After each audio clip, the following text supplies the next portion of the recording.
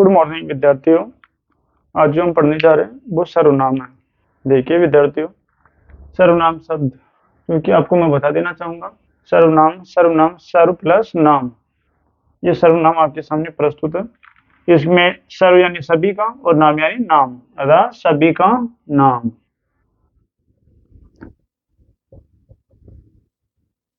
सभी नाम, ये सर्वनाम का मतलब होता है।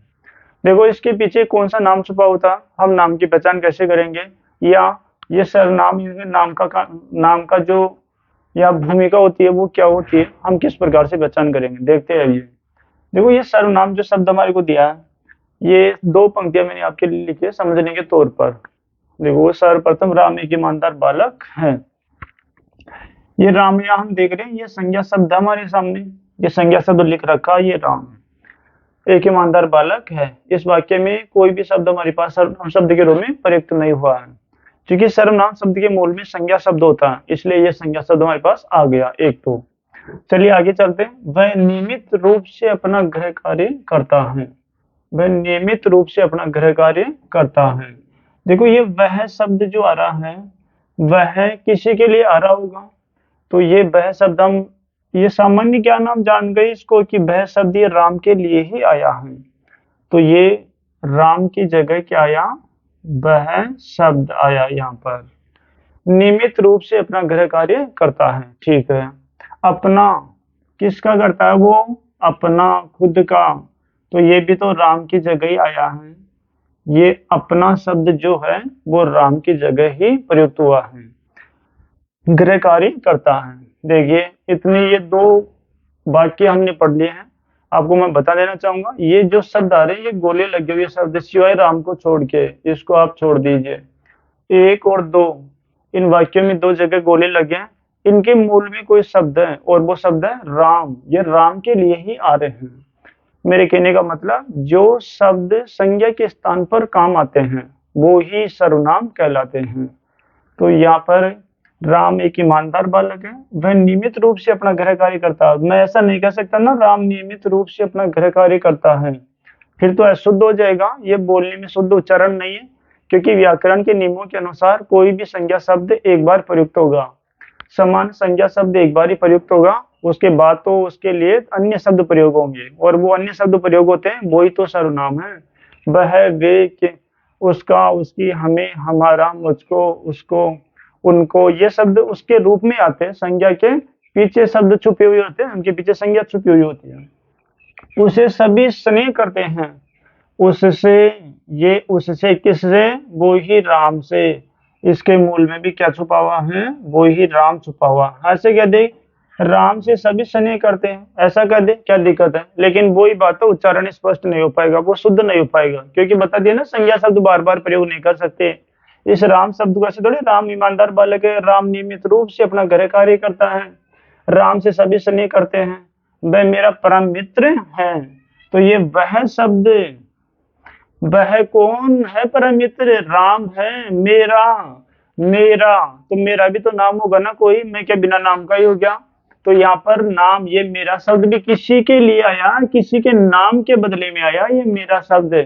तो ये भी सर्वनाम शब्द ही है, भले ही ये राम के लिए नहीं आया हो, यहाँ पर श्याम के लिए आया हो, मेरा नाम श्याम हो सकता, तो ये श्याम, राम श्याम का परम मित्र है, मैं ऐसा तो कह नहीं सकता ना मेरे लिए, इसलिए वह मेरा परम मित्र है। तो ये मेरा शब्द भी किसी नाम के पीछे आया है, और ये वह शब्द तो दे रखा, राम के नाम के पीछे आया, ये राम के नाम की जगह आया। उसके माता पिता हमारे लिए आदरणीय, उसके किसके, राम के, उसके, तो ये शब्द राम इसका स्थान ले लेगा अगर हम मूल में जाएंगे। तो माता पिता हमारे लिए हम सब कोई आदमी हैं, और आदमी कोई नाम, वो संज्ञा होती है, तो ये भी क्या है, ये भी सर्वनाम शब्द ही है। ये सर्वनाम शब्द है विद्यार्थियों, क्योंकि ये भी किसी के बदले में आया है। हम सब कह रहे हैं मिलकर, हम, हमें, हमको, हमारा, हमारी, हमें, ये शब्द बहुवचन सूचक शब्द है। तो मैं, मेरा, मेरी, मुझको, मुझे, मुझसे, ये शब्द एक वचन के लिए काम आते हैं, बस फर्क यही है। लेकिन ये हम सामूहिक रूप से कह रहे हैं हमारे लिए, हम सब के लिए, पर हम सबका भी तो कोई नाम है, हम भी तो कोई व्यक्ति है, तो है तो इनके मूल में संज्ञा शब्द ही ना। अगर ये हमारे को हटा दो तो हम हमारा नाम पेश कर देंगे, हम सभी पेश कर देंगे भाई हमारा ये नाम है यहाँ पर, तो हमारे पास संज्ञा आ जाएगी। संज्ञा के बदले हमारी आ गए, हमारे लिए आदरणीय है। देखिए विद्यार्थियों, जो सारे गोले लगाए गए शब्द है वो सर्वनाम शब्द है, शिवा राम को छोड़कर। ये राम संज्ञा शब्द है। अधिकांश शब्द जो है वो राम की जगह ही आए हैं। सर्वनाम शब्द की हमारी को जरूरत इसलिए पड़ती है क्योंकि हम एक ही समान संज्ञा शब्द को बार बार वाक्य में प्रयोग नहीं कर सकते, वो व्याकरणिक दृष्टि से अशुद्धता होती है, अशुद्ध वाक्य होता है वो। आप खुद बोलने के हिसाब से देख लो, हम इतना तो पढ़ ही चुके हैं। जो बच्चे पहली बार पढ़ रहे हैं, जो बच्चे पढ़ चुके पहले, उनको अच्छी तरह आता। जो बच्चे पहली बार पढ़ रहे हैं वो भी इतना तो समझते ही हैं। ये देखिए, राम एक ईमानदार बालक है, ठीक है। राम नियमित रूप से अपना अपना घर कार्य करता है। राम राम से सभी से नहीं करते, तो ऐसा राम राम हर बार हम नहीं प्रयोग कर सकते हैं। इसलिए हमारे को सर्वनाम की आवश्यकता पड़ती है उस भाषागत अशुद्धता से बचने के लिए। तो यहाँ पर सर्वनाम का हमारे पास जो उपयोग है, जो इसका हमारे लिए योगदान, हमारे लिए उपयोग रहेगा, इसका हमारे लिए जरूरत रहेगी, वो इसलिए संज्ञा शब्द के बार बार पुनरुक्ति को रोकने के लिए, बार बार प्रयोग को रोकने के लिए, ताकि वाक्य सार्थक अर्थ दे सके। इसके बाद आते विद्यार्थी, ये परिभाषा दे रखी है, संज्ञा के स्थान पर प्रयुक्त होने वाले शब्द सर्वनाम कहलाती है। यह संज्ञा की जगह काम आने वाले शब्द या संज्ञा के स्थान पर आने वाले शब्द, या संज्ञा के स्थान पर या संज्ञा का स्थान लेने वाले शब्द सर्वनाम शब्द कहलाएंगे। कैसे भी आप लिख सकते हो। कहने का मतलब है संज्ञा शब्द की जगह।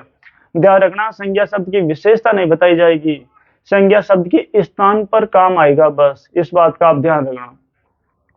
ये संज्ञा शब्द था, ये राम का ही दिया था। ये बह, उससे बह, मेरा, हमारी, ये शब्द किसके लिए आए थे? ये राम के लिए आए थे, सर्वनाम के तौर पर, है ना। ये सारे शब्द इस राम के लिए प्रयोग हुए थे, ये सारे के सारे। इनके पीछे राम ही हैं। बह के पीछे राम, उसके, इससे राम, बह, मेरा, हमारी, सबके पीछे राम ही छुपा हुआ है, जो एक संज्ञा शब्द है। ये तो कह रहा, संज्ञा के स्थान पर, इस राम के स्थान पर प्रयुक्त होने वाले शब्द ये प्रयुक्त हो गए, ये सारे के सारे शब्द, तो ये सर्वनाम शब्द हो गए हमारे पास। इसके अलावा देखो, बाहर कोई आया है, हम गए, जैसे हम कहते हैं कि दाल में कुछ गिर गया है। अब दाल में कुछ गिर गया है, कुछ हमें नहीं पता, कुछ गिर गया। जैसे पता चला कोई कीट गिर गया, उसमें कीड़ा मकोड़ा, मतलब जैसे हमें पता चला कोई कीट, तो कीट तो संज्ञा शब्द है, हमारे पास कुछ शब्द समाप्त हो जाएगा। कीट आ गया, दाल में कीट गिर गया है, अब संज्ञा हमारे पास सर्वनाम शब्द नहीं है। और जब तक हमारी पता नहीं कि दाल में गिरा क्या, हम कहेंगे दाल में कुछ गिर गया है। तो कुछ शब्द क्या है? सर्वनाम शब्द। ये रहे, बाहर कोई आया है, ये कोई शब्द है, ये कोई। जब तक हमारे को नहीं पता, हम ये कहेंगे बाहर कोई आया। जैसे पता चला रमा आई है बाहर, या राम आया बाहर, तो यहाँ इस कोई का स्थान वो राम ले लेगा, या वो रमा ले लेगी इस कोई का स्थान। इस प्रकार से यहाँ पर सर्वनाम शब्द समाप्त हो जाएगा उस समय। ये कोई हट जाएगा, कोई तो सर्वनाम है, क्योंकि ये किसी की जगह रहा। बाहर राम आया है, तो राम आते क्या, ये कोई हट जाएगा, कोई तो सर्वनाम हमारे पास, और ये राम, तो ये तो संज्ञा शब्द हमारे पास है, राम, पूरी तरह से। इस प्रकार से